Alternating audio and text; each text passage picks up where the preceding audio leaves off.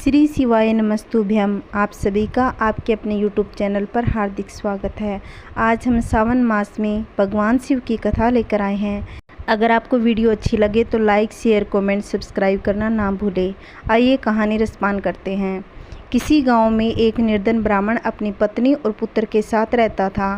ब्राह्मण को गांव से जो भी भिक्षा मिलती उसी से अपना परिवार का पालन पोषण करता। एक दिन ब्राह्मणी अपने पति से बोली, मुझे अपनी कोई चिंता नहीं स्वामी, मैं आपके साथ भूखी प्यासी रहकर अपना जीवन व्यतीत कर सकती हूँ, लेकिन मुझे अपने बेटे की भूख प्यास बर्दाश्त नहीं होती। ब्राह्मण बोला, मैं तुम्हारी भावनाओं को समझ सकता हूँ प्रिय, लेकिन भाग्य के लेख को विधाता भी नहीं बदल सकता। हमारे भाग्य में निर्धन रहना ही लिखा है। ब्राह्मणी बोली, भाग्य के भरोसे बैठे रहना मूर्खता के सिवा और कुछ भी नहीं। अगर इंसान कोशिश करे तो वह कर्म करके अपने भाग्य को बदल सकता है। आप कहीं प्रदेश में जाएं, मुझे विश्वास है कि आप वहां जाकर अच्छे पैसे कमाएंगे और हमारा भाग्य बदल देंगे। ब्राह्मण बोला, तुम्हारी बात भी सही है, पर मगर मुझे भिक्षा मांगने और पंडिताई का काम करने के सिवा कुछ आता भी नहीं। ब्राह्मणी बोली, हमारे गांव में आपकी पंडिताई के काम की कोई कदर नहीं। किसी दूसरे गांव में या नगर में अपनी पंडिताई का काम अच्छा चल जाएगा और हमारे बुरे दिन भी निकल जाएंगे। अपनी पत्नी की सलाह मानकर ब्राह्मण दूसरे नगर में पहुंच गया। उसका दुर्भाग्य उस पर घात लगाए बैठा था।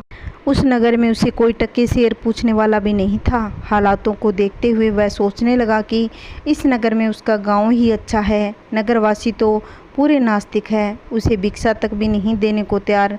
यह सोचकर वह थक हार कर अपने गांव लौट आया। अब पहले की भांति पंडिताई करके और भिक्षा मांगकर अपना गुजारा करने लगा। एक दिन वह भिक्षा मांगकर लौट रहा था, तभी उधर से भगवान शिव माता पार्वती के साथ गुजरे। उस निर्धन ब्राह्मण की हालत देखकर माता पार्वती ने ब्राह्मण की तरफ संकेत करते हुए भगवान शिव से कहा, स्वामी आप इस ब्राह्मण की दशा देख रहे हैं? शिव बोले, हाँ, यह बहुत निर्धन है और दुखी भी है। पार्वती बोली, आप उसके दुख का निवारण करें नाथ। एक तो ब्राह्मण, दूसरे दरिद्र, मुझे उसका दुख देखा नहीं जा रहा। भगवान बोले, यह मृत्यु लोक है प्रिय, यहाँ हर प्राणी किसी न किसी दुख से ग्रस्त है। सब अपने अपने कर्मों का फल भोग रहे हैं, तुम किस किस का दुख दूर करोगी? पार्वती जी बोली, स्वामी आपको उस निर्धन ब्राह्मण को धनवान बनाना ही होगा। शिव बोले, यह भाग्यहीन है पार्वती, उसके भाग्य में फटे पुराने कपड़े और रूखा सूखा भोजन ही लिखा है। मगर पार्वती अपनी जिद पर अड़ी रही। अंत में हार कर शिव को पार्वती की बात माननी पड़ी। उन्होंने उस रास्ते में, जिस रास्ते में ब्राह्मण जा रहा था, सोने की एक ईंट डाल दी।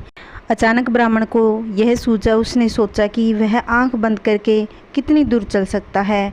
यह सोचकर वह अपनी आंखें बंद करके चलने लगा।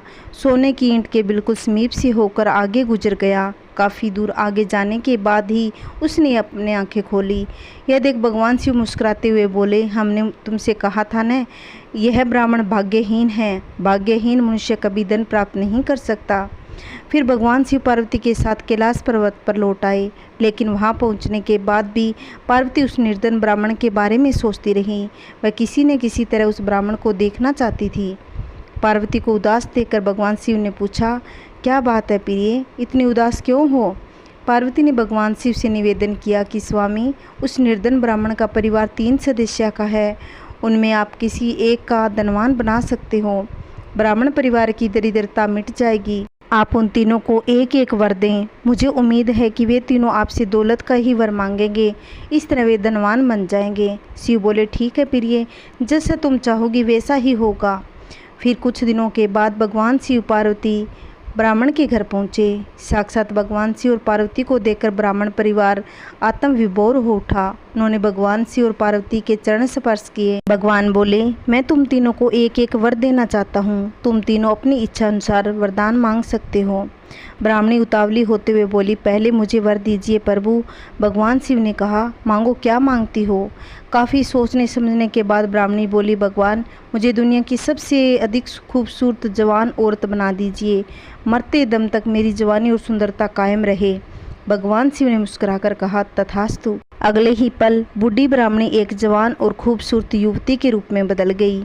उसी समय उसने घर के सामने एक गांव के जमींदार का पुत्र गुजर रहा था, जो घोड़े पर सवार था। उसने खूबसूरत ब्राह्मणी को देखा तो उस पर मुग्ध हो उठा। खूबसूरत ब्राह्मणी के शादी करेगा, यह सोचकर उसने उसे अपने घोड़े पर बैठाया और घोड़ा अपनी हवेली की तरफ मोड़ दिया।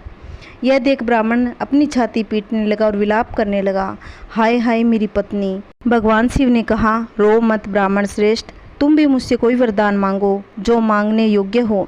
भगवान शिव सांत्वना देते हुए बोले, मेरी पत्नी को बुला दीजिए। प्रभु, मुझे इसके सिवा कुछ भी नहीं चाहिए। ब्राह्मण ने निवेदन करते हुए कहा। भगवान शिव बोले, तथास्तु। देखते ही देखते ब्राह्मणी वहाँ खड़ी थी। अपनी पत्नी को अपने सामने देखकर ब्राह्मण ने राहत की सांस ली। भगवान शिव ने ब्राह्मण पुत्र से कहा, तुम कोई वरदान मांगो बेटा। ब्राह्मण पुत्र ने काफ़ी सोचने समझने के बाद कहा, भगवान मुझे कुछ नहीं चाहिए, मेरी माँ को पहले जैसी बूढ़ी बना दीजिए। भगवान ने कहा, तथास्तु। यह कहते ही अगले ही पल ब्राह्मणी पहले के समान बूढ़ी हो गई। ब्राह्मण परिवार की मूर्खता पर पार्वती ने अपना माथा पीट लिया। सोचने लगी, तीनों ही वास्तव में भाग्यहीन हैं।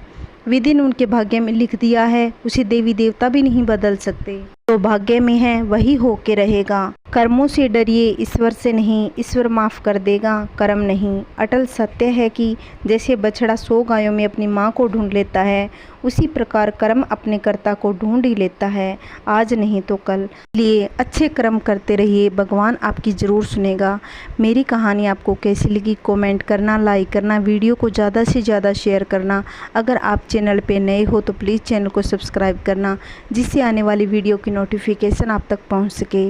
ओम नमः शिवाय, हर हर महादेव, श्री शिवाय नमस्तुभ्यम।